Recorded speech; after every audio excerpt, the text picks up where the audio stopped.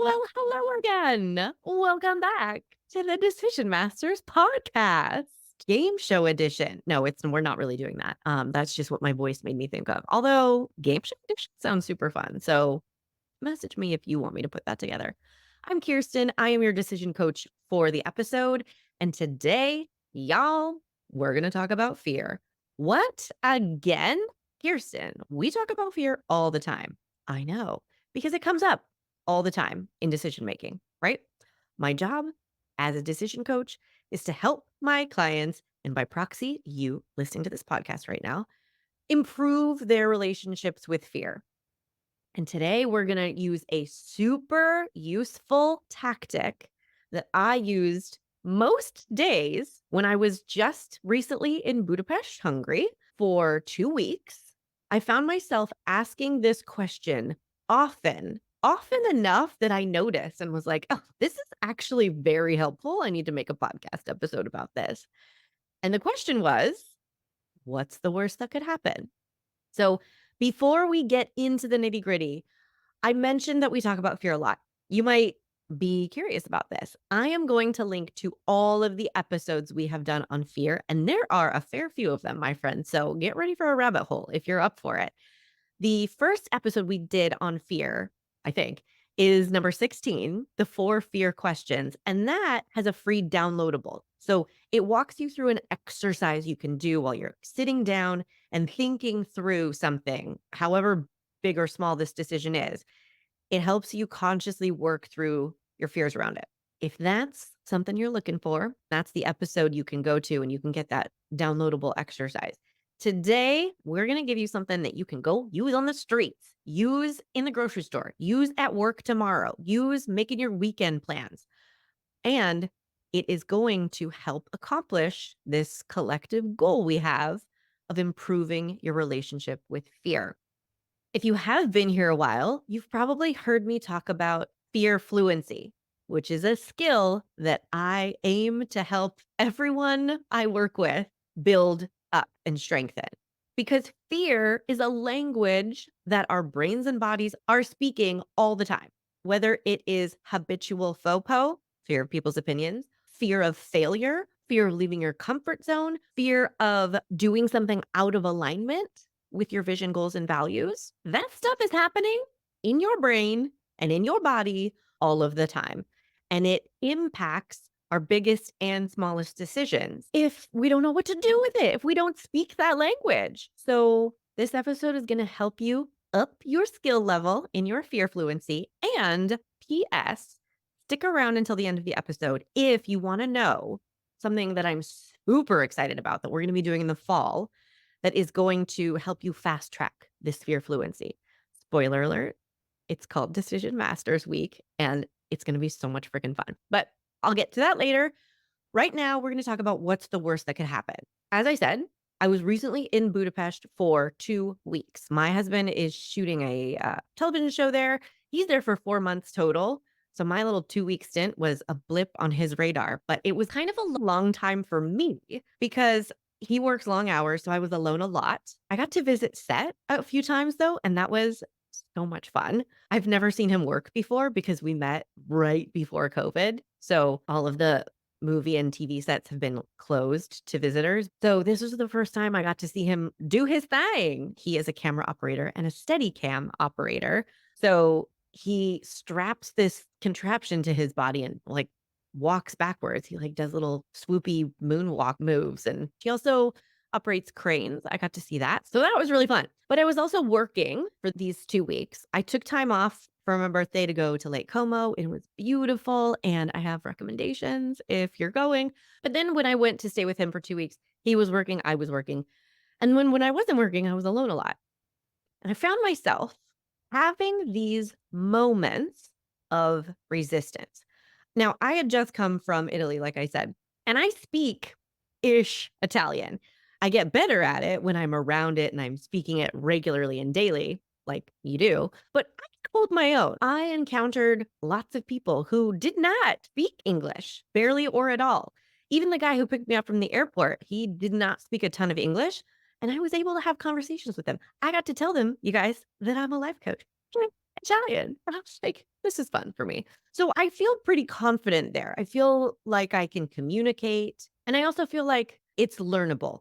Speaking of fear fluency, right? I'm building fluency in Italian. So it was a big shift landing in Hungary where they speak Hungarian, which turns out to be like one of the top 3 hardest languages to learn in the entire world, which I didn't know. So not only did I know nothing, I learned "köszönöm," my first day, which is thank you. And you guys, it almost stops there. But not only did I know nothing, I wasn't in a position where I was like, "Okay, I'll get better and better at this." So I was feeling very self-conscious, not speaking the language, and my manicure was getting old at one point. I never get manicures because I always use my press-on nails, as you know, if you've listened to this for a long time. But, yeah, I get them for vacations, but, I was gone for 3 total weeks. So, I wanted to get my nails done at one point, and I was like, "Oh, boy, I don't even do you just walk into a shop and see if they speak English?" I was like, "Oh, I don't know if this is okay." I ate alone a lot. That was something that I was very comfortable in Italy walking in and asking, "Is it okay to have a table for one?" And in Hungary, I felt more self-conscious about it. And then even outside the language barrier, just being alone in a new place, it was easy for resistance to come up a lot, for little waves of fear to come up, like figuring out the train situation by myself. I'm resourceful, but there was still resistance, like, wouldn't it just be easier to not go in the nail place and ask? Wouldn't it be easier to just not take the train? You could walk or just stay home. This is when what's the worst that could happen started coming up in my mind. Now, normally, this phrase gets thrown around in kind of a throwaway, dismissive, even invalidating way. Like, what's the worst that could happen? Don't be scared. Shut up. Move on. That is not the spirit that we do anything in here in the decision masters world, but that is also not the spirit in which we are asking this question.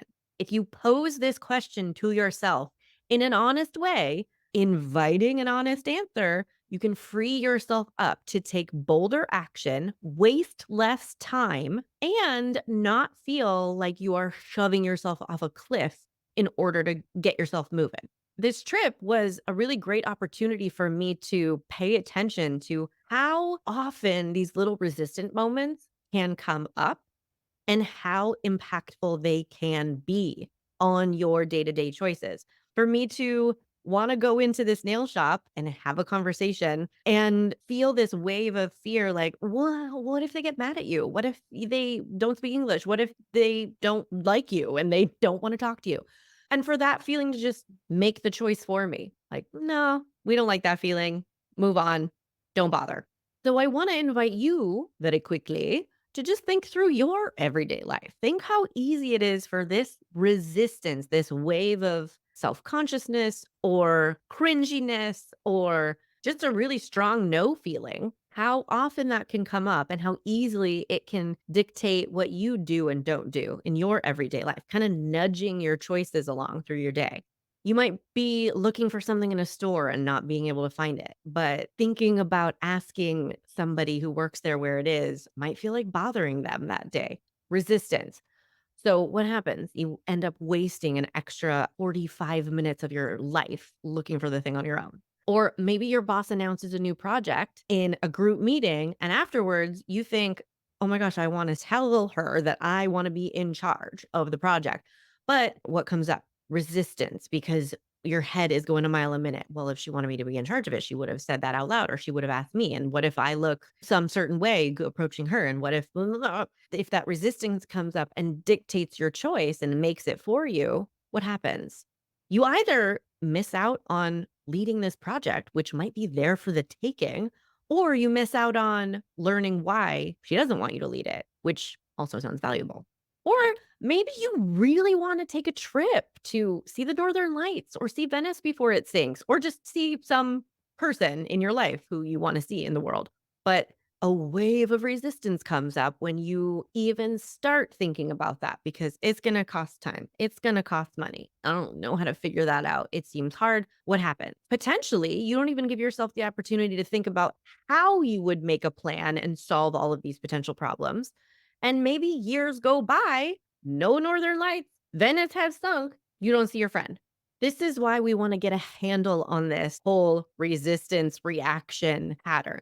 We want you to be in charge. And the way I started thinking about it is actually imagining yourself walking by a shop window and seeing something that you might be interested in, be curious about.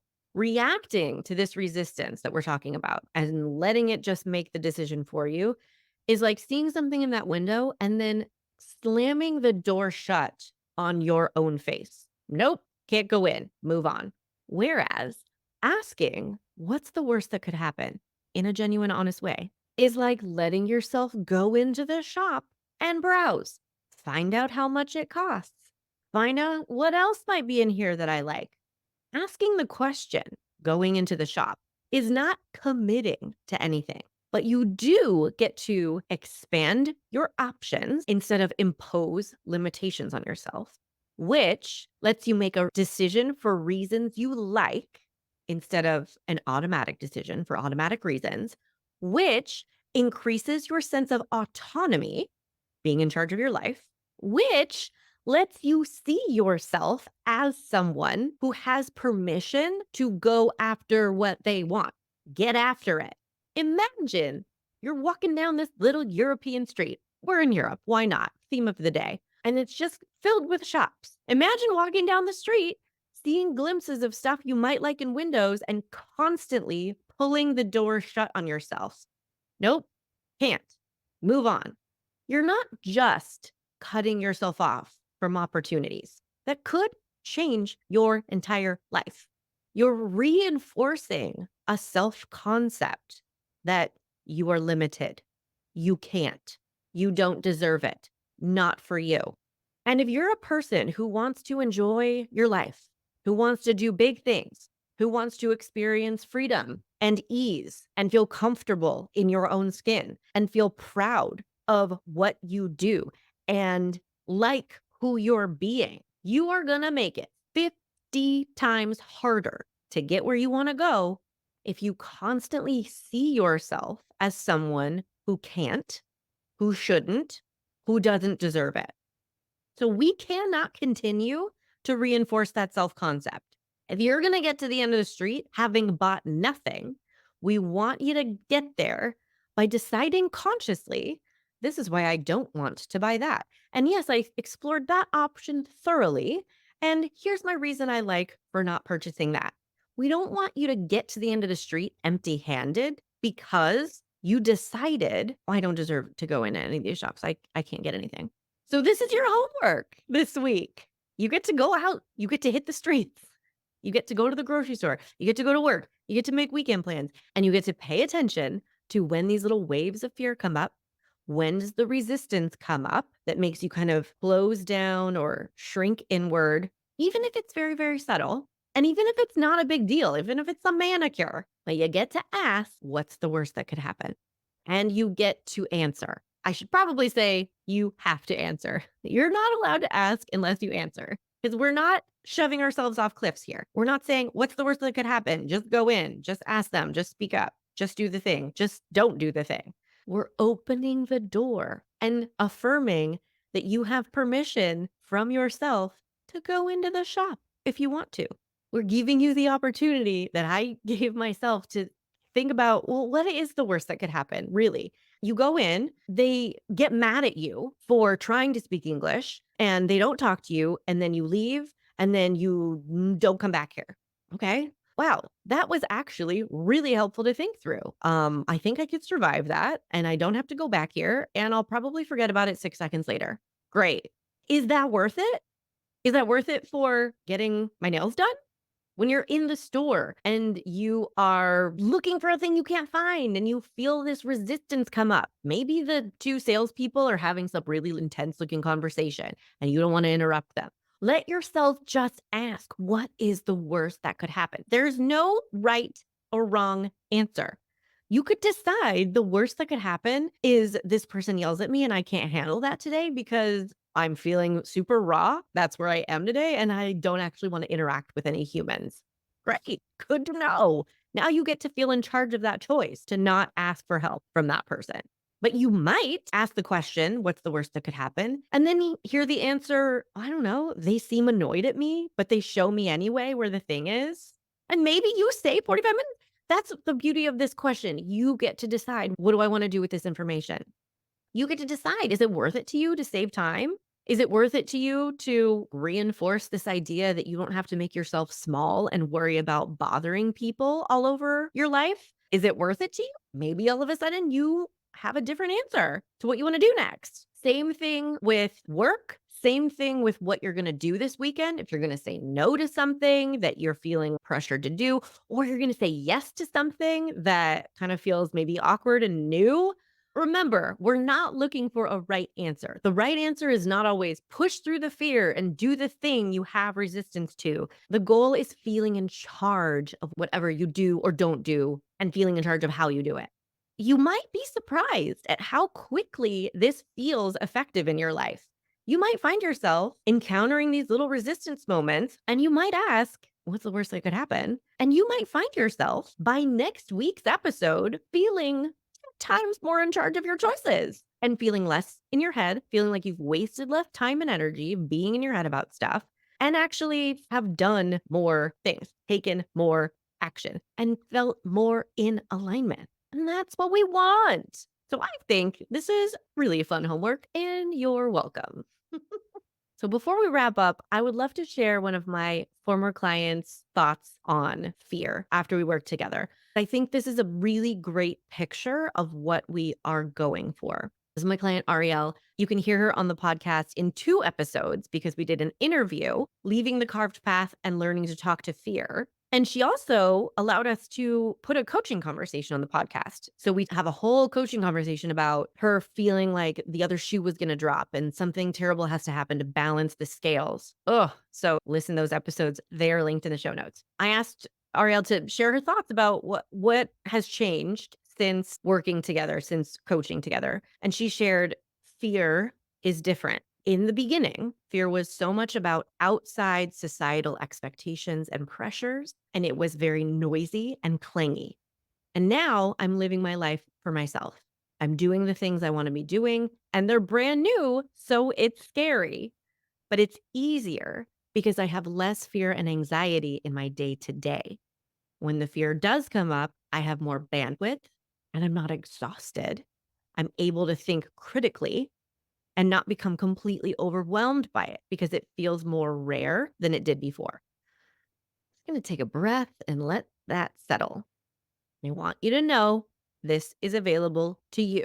Ariel is not a unicorn person.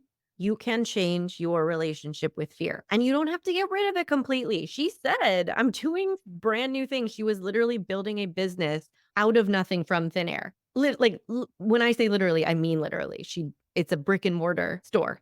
And she said it was scary. So we don't have to get rid of it. We have to turn down the volume of the fear that's getting in the way for no good reason and wasting our time, right? When she was talking about the noisy, clingy societal expectations and the pressures, and also just the day-to-day fear we can live with and get used to.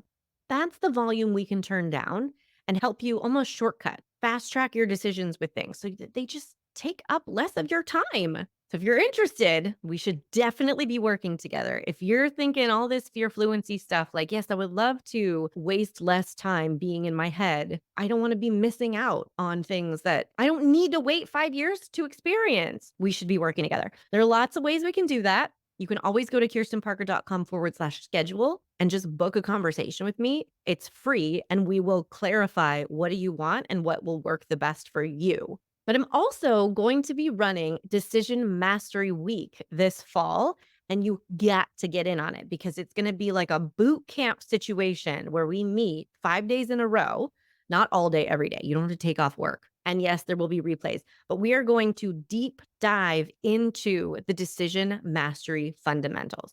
It's like the fast track version of decision coaching. You'll have an opportunity to keep working with me after that if you want to solidify all of the habit changes and practices and live them in your day-to-day and get help navigating these everyday decisions and the big life choices. But Decision Mastery Week is where it's all going to kick off. And you can just do that if you want to get an immersive kind of masterclass experience. Get more decisive, get all the tools to handle the fears that come up in various ways. Just coming to this week, even if we don't do any coaching afterwards, will 100% change your life.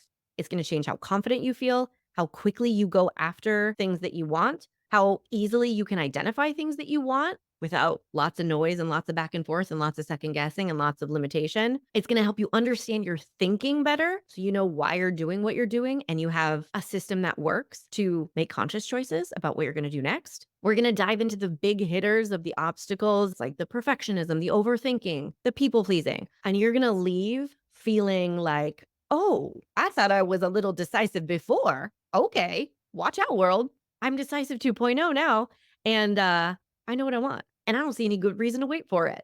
So if you want in on that, I'm jazzed. We're going to have so much fun. It's at the top of the show links. Go reserve your spot. All the details are at kirstenparker.com/mastery. I will see you there. And if you're ready for your rabbit hole of all of the other episodes on fear, we have 6, 7, episodes for you to pick and choose from. How to stop living in fear of regret. There are a few episodes on FOPO. We did a whole series on fear of people's opinions. And then we did another series on fear fluency and fear in decision making. So have fun with that. I hope we make it easier and a little more fun to talk about fear here in the Decision Mastery world. And I cannot wait to see you in Decision Mastery Week. So go get your spot. Have fun with your homework, and I'll see you next week. Bye. Hey, want to find out your decision style? Obviously, go take the decision style quiz. It's in the show notes and at kirstenparker.com/quiz. We all have our style when it comes to making decisions, but do you know how to use your default way of thinking to your advantage? Or do you mainly get stuck in the most annoying parts of overthinking and people pleasing? The decision style quiz has your answers, my friend. Take it right now at kirstenparker.com/quiz.